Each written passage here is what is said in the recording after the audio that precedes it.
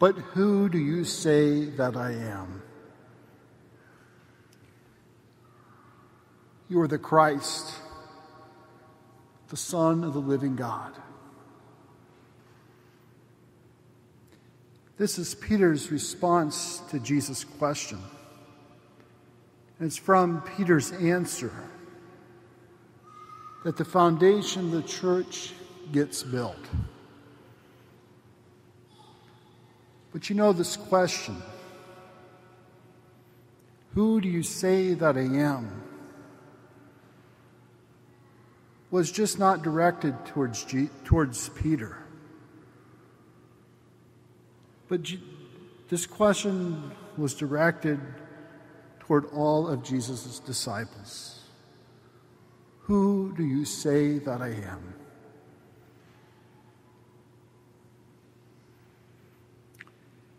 How did the other disciples respond to this question?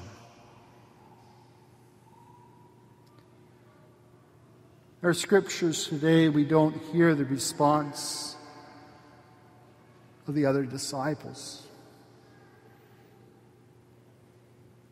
which is not entirely the end of the world. I'd been curious to know how they would have answered. But the most important answer is not so much on the answer of the other disciples. What I think is most important is the fact that Jesus also addressed this question to each one of us. "Who do you say I am?" Jesus asked this of us. Each one of us, "Who do you say that I am?" What is your answer?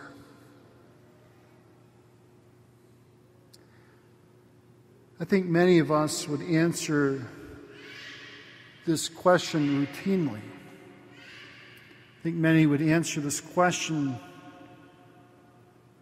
with the textbook answer that Peter used. "You are Christ, the Son of the living God."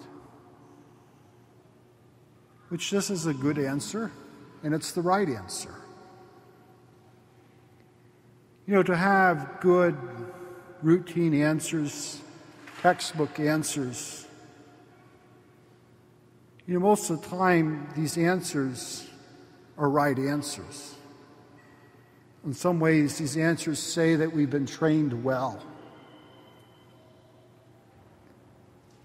However, the challenge with routine and textbooks answers is not about whether they're right or wrong. The challenge with these answers is sometimes they only touch on the surface. Typically, when we give a routine answer or a textbook answer, it does not come from our hearts,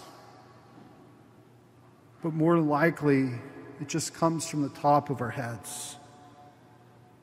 And our faith is more than about giving a routine or being able to repeat facts back from a textbook. Our faith is about what is also, most importantly, what is on the inside of our hearts. You know, sometimes it's not uncommon that we don't even pay attention to a textbook or a routine question.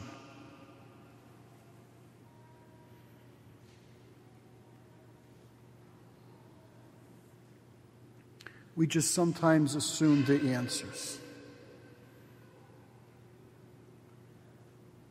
For a moment, I'd like to take this question, "Who do you say that I am?"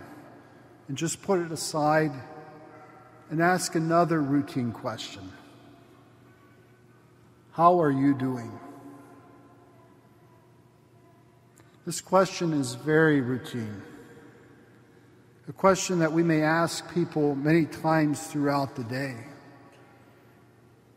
It's a question that we get asked many times throughout the day.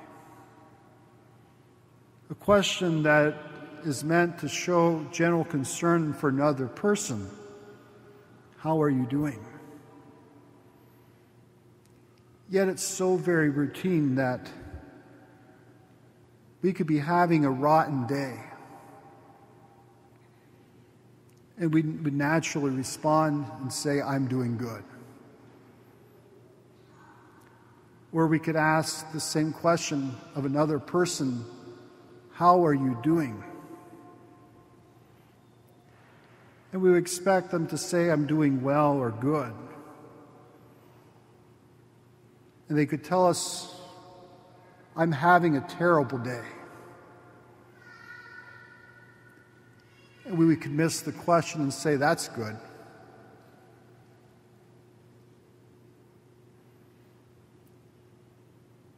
This question, how are you doing, is meant to be a way of having a general concern, but so easily can lose its meaning. So perhaps it's worth considering the next time when you ask this question, how are you doing, to slow ourselves down and generally listen to the answer that we just asked. And to respond, if someone's having a rough day, to say, well, yeah, why are you having a rough day? To listen to the question, to the answer of the question we've just asked. Or the next time someone asks us, how are you doing? To not just answer, I'm doing fine, but to slow ourselves down and to really answer the question of how are you doing?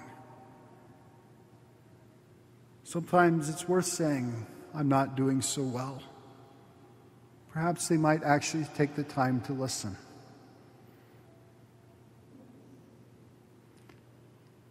Now let's return back to the first question. Who do you say that I am? From Peter's heart, Peter answered Jesus saying, you are the Christ, the Son of the living God.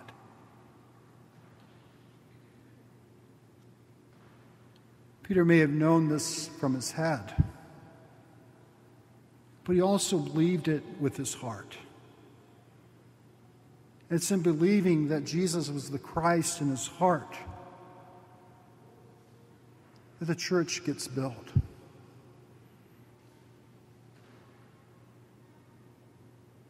When I tell another person that I love you, this is a good thing, it has meaning, it shows care.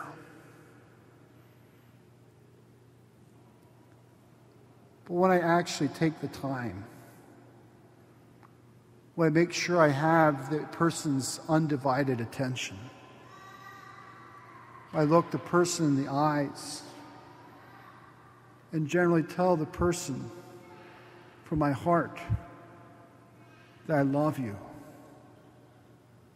By saying I love you means something greater than just to say I love you.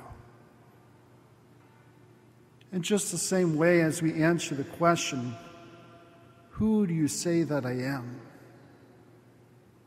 We may know it with our heads that Jesus is the Christ, the Son of the living God.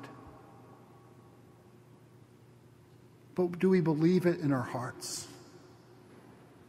Do our hearts allow us to believe that Jesus Christ is the Son of the living God? For it's when we believe with our hearts that our lives get changed.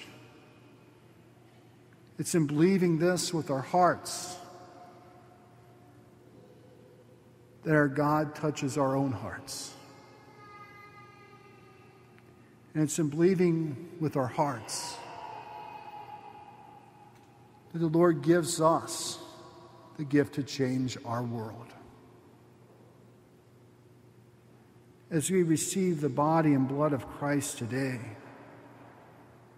but we not only receive it with our head, but receive it from this as a gift for our hearts.